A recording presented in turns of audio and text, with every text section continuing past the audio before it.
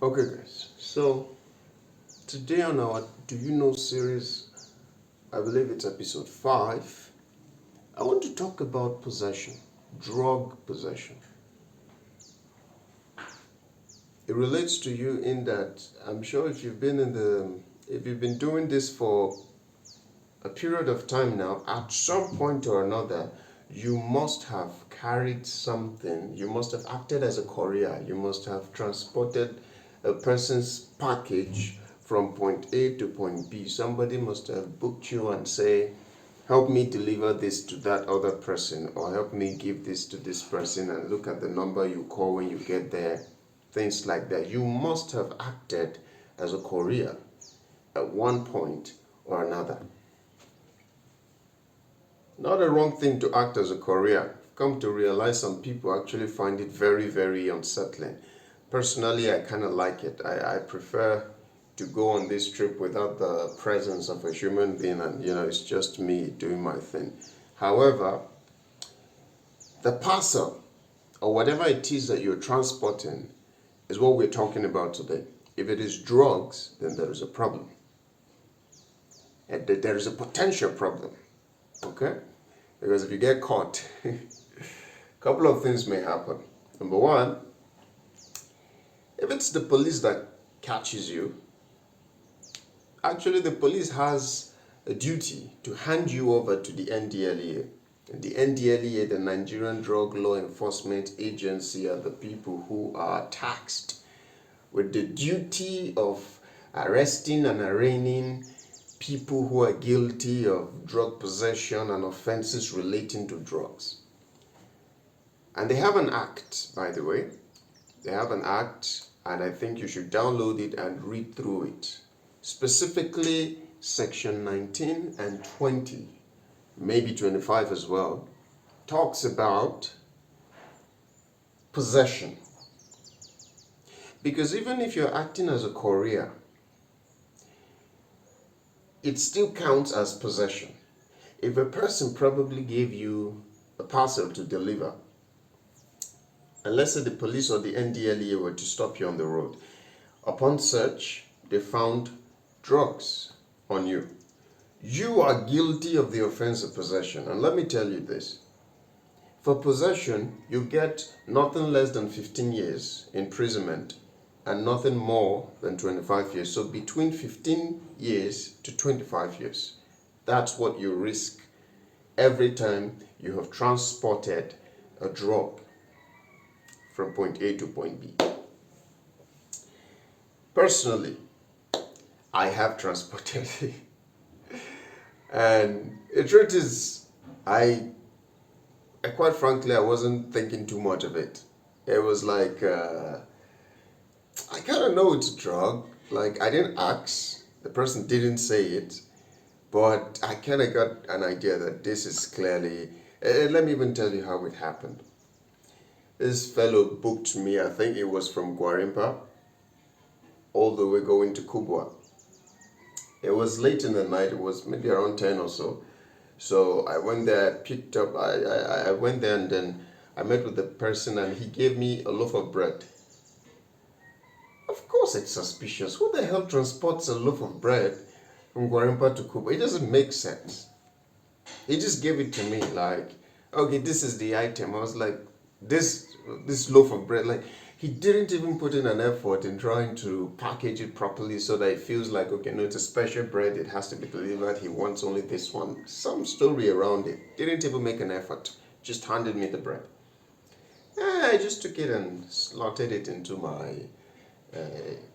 I kept it by the seat anyway, the passenger side. So, after I drove a little bit forward, I was like, there's no way this guy is transporting bread. I just picked up the bread and looked at it. Of course, it has been sliced open across the middle, and inside was some, you could tell it's weed, the one they probably call loud or something, but it's something they smoke. So I knew, but I still delivered it.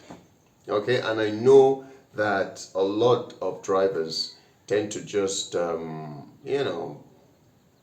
make do with the situation. It's like, no, if you want to have me transport drugs, cannabis, or some kind of illegal substance, then I'm going to have to charge you more. At another time, I got this request.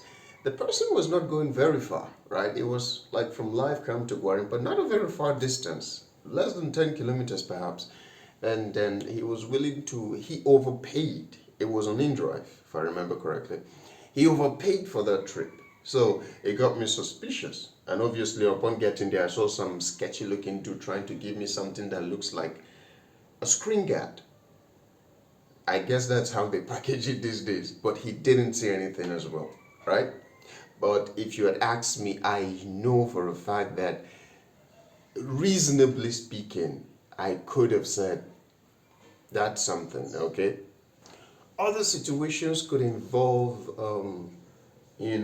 scenarios where you actually carry a customer who is in possession of something. Now, I don't think you have to worry about that too much.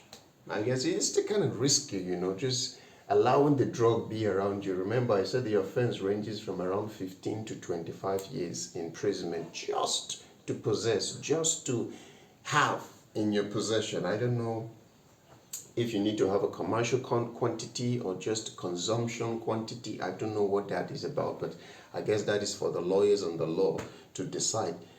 But in possession, we're talking about 15 to 25 years. A colleague told me one time, he narrated his ordeal to me, wherein the police saw him at one time, and now he obviously comes off as a suspicious dude because he keeps dread, right? So the moment the police cited him, it's like, nah, we need to search you, right? Especially those police that comes out for the stop and search or checkpoints, whatever, around 9 p.m. all over Abuja, they stationed. They stopped him and then they decided to search him. So they searched and then unfortunately they found something. It was like a half-smoked joint, right? A half-smoked kiff. He knew who kept it there. Like the person actually dropped it by mistake, not on purpose. Okay, he knew the customer and everything, but he couldn't begin to explain that, no, it's not his. Even though he made that argument, it was pointless, it was falling on deaf ears. They had to take him to the station, and then he called the guy and was like, bro, look at what is happening, okay? They found your stuff in the car, and now I'm with them. And he said, obviously they were asking for some kind of settlement, right? Because first of all, it was half smoked, and secondly, it felt like more of a consumption quantity, not a distribution quantity. And then, even more lucky for him, the guy he was calling, who was actually the person that dropped it in the car, was willing to help. Like, he literally sent him some money to bail himself out. So that's the kind of situation that you might find yourself in. Should you be in possession, or should you carry a person who is in possession? Okay? The thing is this, guys, okay? I know that there is a lot of us who would prefer to milk the situation, take due or undue advantage of the situation. But if you're going to do that, I'm just letting you know, should anything happen, this is what you stand to suffer. It's really an offense, okay? How is your story around? No, I'm just an Uber guy. I'm just a boat guy, and they just gave me, or they just say I should transport. It's not good enough. I tell you, it's not good enough. Ignorance of the law is not an excuse. It's actually an excuse when the element of the offense is knowledge of the law, but that aside, ignorance of the law in general is not an excuse. If you're going to transport something, make sure that the person at least gives you a clarification as to what it is you're transporting, and then you decide if it's okay, if it's safe for you. All right, if you know the Abuja terrain, if you know how to avoid things, don't be a drug pusher. I mean, you get to start from somewhere, but It's a very risky thing, and the government does not play with it. That's what I wanted to tell you today. Possession is an offense, and you could get 15 to 25 years. So please, please, please stay safe. All right?